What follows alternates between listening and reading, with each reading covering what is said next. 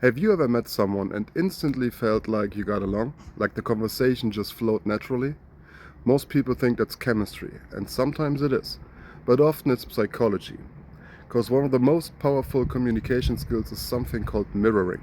The problem is that most people do it completely wrong. In this episode, we are going to look at the three levels of mirroring and why understanding them can help you build rapport, de escalate conflict, and communicate more effectively. Welcome back to The Explainer. So glad you're joining us because today we are absolutely tearing apart one of the most common yet deeply misunderstood communication tools in the entire world, and that's mirroring. Look, we've all been in those situations where we desperately want to connect with someone, right? A job interview, a first date, some high-stakes negotiation, and the classic advice is always, oh, just mirror them. But what does that actually mean? For most people, it just turns into this incredibly awkward game of Simon Says that actually destroys rapport instead of building it. Well, today, we're going to fix that. We're looking at how mirroring is actually done right. Here is our roadmap for today's explainer. We'll start by busting the mirroring myth. Then, we'll dive into the three levels of genuine connection. Level 1, words. Level 2, tone. And level 3, body energy. After that, we'll cover exactly when not to mirror. And finally, how observation creates connection. All right, let's jump into it. Number 1, the mirroring myth and why copying movements destroys rapport. I want you to think back for a second. Have you ever been given the advice to just mirror someone? You know the drill. You're sitting across from someone, suddenly hyper-focused on their posture. They cross their arms, so you wait a second and, yep, you cross your arms. They lean back, you lean back. They smile, you smile. How did that feel? Probably completely unnatural, right? And guess what? There is no way the other person didn't feel it too. Here is the core problem. The myth is that mirroring means copying physical movements like a robot. But the reality?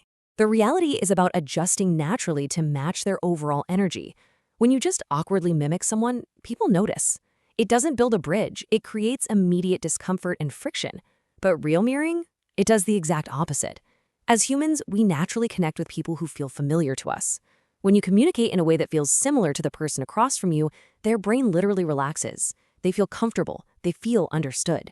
It isn't some manipulative trick. It's just removing the friction from the interaction. So to do this effectively, we've got to abandon the physical copycat game completely. Instead, we're going to look at mirroring on three distinct ascending levels: words, tone, and body. And I want to point out right out of the gate here that these three are not equally important. Let's break them down one by one, starting right at the foundation. Level 1, their words. Specifically, speaking their language. You know, people reveal a tremendous amount about how they process the world just through the verbs and phrases they naturally choose. Some people are highly analytical, some are emotional, some speak in hard facts, and others love a good story. Listen closely. If someone says, "I see what you mean," they are using visual language. They are literally picturing things in their mind. If they say, "That sounds right," they process the world through sound, their auditory. If they say that doesn't feel right, they're focusing on emotions and tactile feelings. When you start noticing these patterns, you can actually mirror them. If a visual person says, "Look at it from this perspective," you don't respond with, "I hear you." You say, "I see exactly what you're showing me." Using similar language makes the conversation instantly more natural because you are quite literally speaking their native language. Moving on to level 2, their tone. This is your emotional bridge.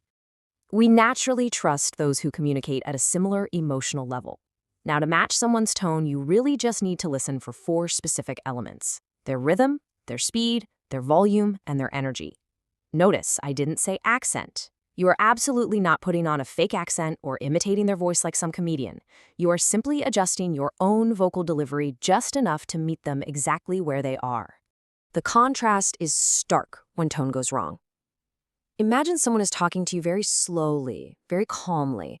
If you answer them loudly and aggressively, rapport disappears in a millisecond. You've instantly signaled to their brain, "I am not like you, and we are definitely not on the same page."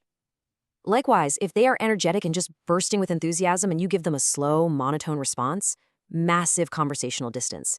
But when energetic enthusiasm meets a matching energetic rhythm, deep, innate trust begins to form.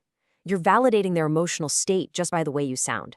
And that brings us to level 3, body energy. This is without a doubt the most misunderstood level. Okay, mirroring body language does not mean copying specific, isolated movements. Think about bad mirroring. If they scratch their nose and you immediately scratch yours, obvious and incredibly awkward. If they cross their legs and you instantly cross yours, you look like a mime. It's weird. Good mirroring, on the other hand, is about the bigger picture.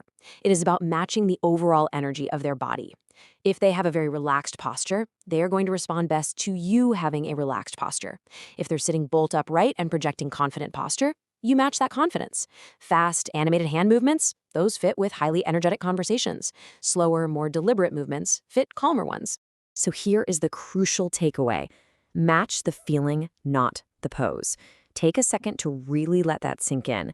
Match the feeling, not the pose. You are matching the overall physical energy of the room, not copying a specific stance. When the feeling matches, the friction drops, and that person feels incredibly comfortable opening up to you. Number 5, when not to mirror. Because yes, there is a crucial exception to the rule. Now, as with all great frameworks, we have a plot twist. Never, ever mirror aggressive behavior. Period. If someone is shouting at you, do not shout back. If someone becomes wildly negatively emotional, do not let yourself get dragged into that emotion too. In those moments, mirroring is literally destructive. Instead, you need to become what we call an emotional anchor. An emotional anchor stays calm, speaks clearly, and maintains total control when faced with aggressive or highly emotional behavior. Remember, your goal in communication isn't just to copy every single behavior you see. Your goal is to influence the interaction in a positive direction. So when things get heated, drop your anchor. By staying grounded, you actually encourage them to eventually step down and mirror your calm state. Finally, number 6, observation creates connection, which really is the ultimate goal of all of this. Listen, successful mirroring is absolutely not a manipulative party trick. It is the natural, beautiful result of paying deep, focused attention to another human being. To mirror someone successfully, you have to step outside of your own head and truly observe them. Ask yourself, how do they speak? What specific words are they naturally choosing? How fast do they talk? What's the energy of their movements? This is exactly why awareness matters so much. You literally cannot adjust your tone, your words, or your body energy if you aren't completely present in the conversation. Good communication and effortless connection will always, always begin with active observation. I want to leave you with this incredibly powerful thought from the source material we explored today. People rarely trust those who are exactly like them, but they often trust those who make them feel understood. Mirroring isn't about perfectly cloning the person sitting in front of you. It's about adapting just enough to make the communication feel completely effortless. So the next time you sit down for an important conversation, I want you to ask yourself, are you just going to copy their movements like a robot, or are you going to observe them deeply, speak their language, and truly make them feel understood? Think about that. Thanks for joining me on this explainer, and I'll catch you next time.